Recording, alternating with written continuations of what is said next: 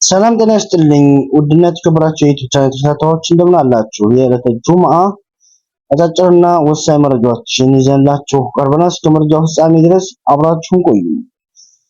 በመጀመሪያ ወደ ያዝንላችሁ መረጃ እናልፋለን። የኢትዮጵያ አየር መንገድ ወደ ትግራይ ከተሞች የሚያደርጋቸውን በረራዎች መሰረዙን አስታወቀም። የኢትዮጵያ አየር መንገድ ወደ መቀሌ፣ ሽሬና ሁመራና ኢትዮጵያ አየር መንገድ ወደ መቀሌ፣ ሽሬ፣ ሁመራና አክሱም ለዛሬ ሊደረጉ የነበሩ በረራዎችን መሰረዛቸውን ተጠቁሟል። ትኬት የተቆረጠው በበረራ የሚጠባበቁ ደንበኞች በቴክስት መልእክት መላኩንም ምንጮች ጠቁመዋል።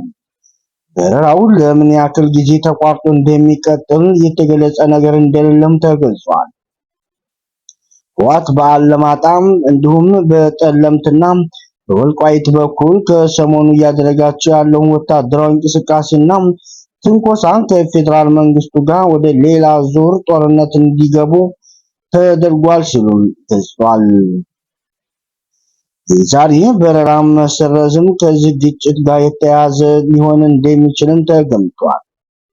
የኢትዮጵያ አየር መንገድ ከአዲስ አበባ ወደ ተለያዩ የትግራይ ክልል ከተሞች አየር ማረፊያዎች የሚያደርጋቸውን በረራዎች መሰረዛቸው ተሰምቷል።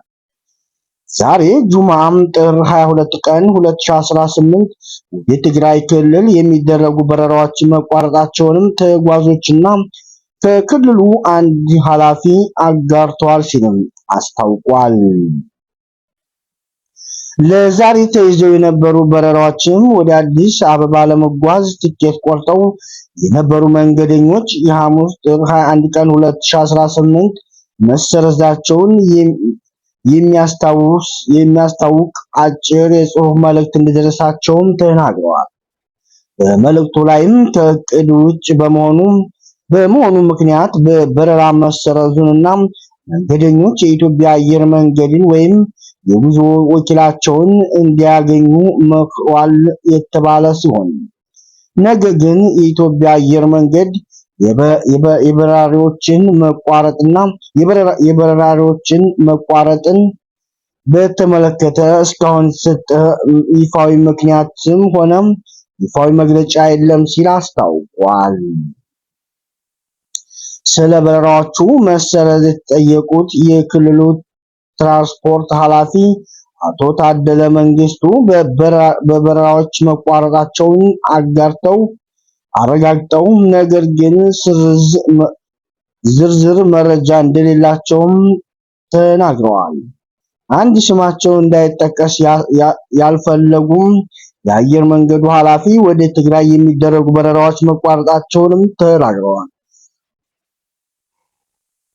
እንዲሁም የአየር መንገዱም ባልደረባ እንደገለጹት በረራዎች ለዛሬ ጁምዓ ብቻ ነው የተሰረዙት። ነገር ግን የቀጣይ ቀናት በረራዎች የሚኖረው ሁኔታ የሚወሰን ይሆናል በማለትም ለውሳኔ ምክንያቱ ምን እንደሆነ ከመግለጽ ተቆጥበዋል ሲል አስታውቋል።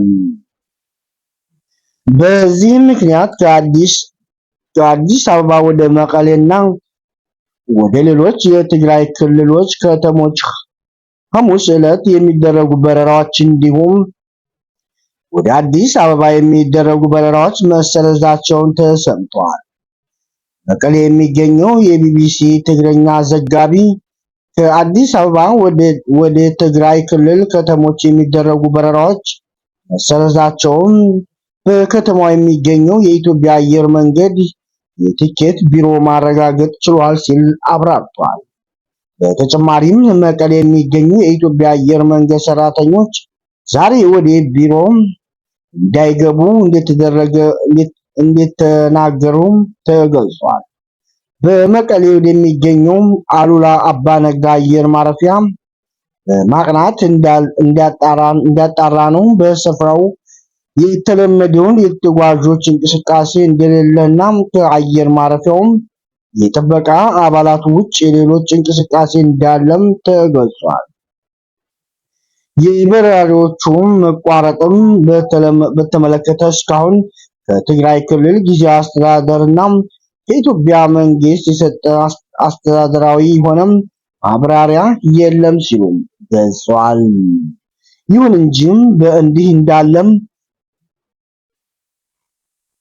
በጠለምት ሁለት ግንባር ውጊያ ተከፍቷል ተብሏል። ዛሬ ረፋድ አንስቶ በተከዜ ቀጠናም በሁለት ግንባር አዲስ ውጊያ መቀስቀሱን ተሰምቷል። አንደኛው ግንባር በተከዜ ቀጠና ምስራቅ ጠለምት ቢጫራ በተባለ ስፍራ ሲሆን ሁለተኛው ውጊያም የተቀሰቀሰበት ግንባር በምዕራብ ጠለምት አንበሳ መቃብር ተብሎ በሚጠራ አካባቢ መሆኑን አስታውቋል።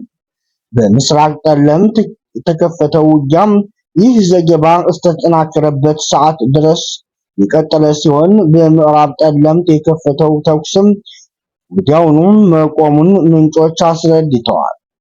ሰኞ ዕለታም ህወሓት በጠለምት ጥቃት መክፈቱን ተከትሎ በወልቃይትና ጠለምት ቀጠና ወታደራዊ ጥረቱን ተጠናክሮ መቀጠሉን አስታውቋል።